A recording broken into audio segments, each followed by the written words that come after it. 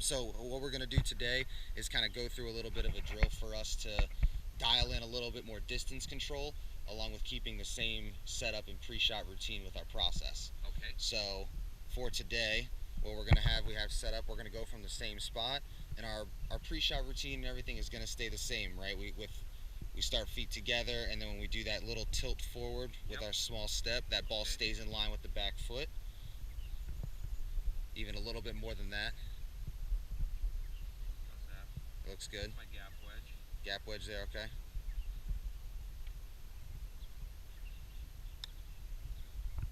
Perfect. Beauty. And so the drill today, if you want to walk with me here, what we're going to have set up is I have the 2 alignment sticks right here. This is going to be kind of our landing zone. This is where we're going to try to have that ball land every time and trust that roll out to our target. So this will be the landing zone. We're going to have a first set of tees is going to be for the gap wedge. And then we're going to move back a little bit farther. This next set of tees is going to be for our 7-iron. And then that last set of tees down there is going to be for that hybrid. Okay. So the goal of today is to keep the process the same in regards to our pre-shot routine and our setup.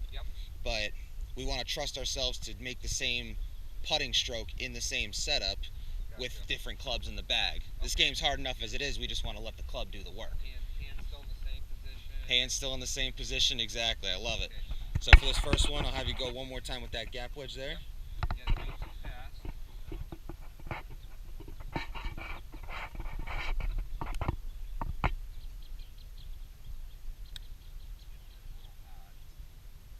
A little hard. That's all right. You're right in the landing zone. Let's do one more. Like I said, just keep your mind on that landing zone. That's all I really want you to focus on, is then trusting that roll to the hole.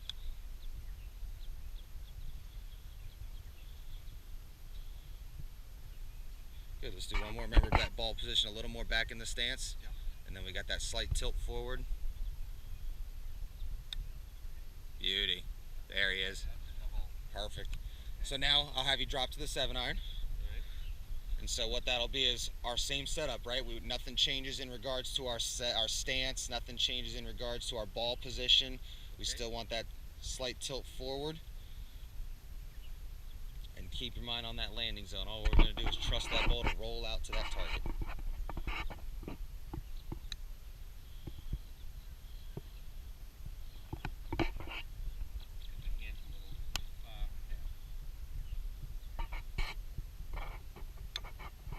Good.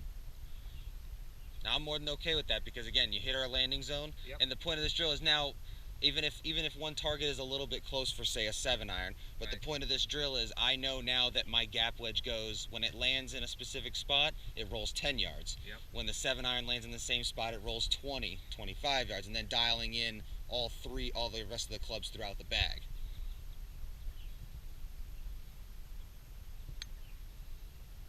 Just the fringe killed you on that one. It's all right.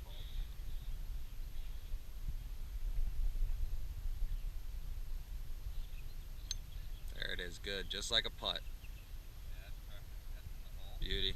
Let's have you go, and then now we'll dial it back down to the 5 hybrid. I believe is going to be the last one we brought out. And so same thing. I'm going to put this ball here just to line it up. So that's how I'm going to have you. Your right foot is going to be in line with this ball, and so that's how I know that this ball position is going to be pretty much in line with that back foot, so if anything a little bit in front of it, especially with a longer club in the bag. Okay, choke up a little? I'm okay with choking up a little bit, yes, yeah, because it'll give you a little more control, and with a shot like this, it's just going to roll like a putt.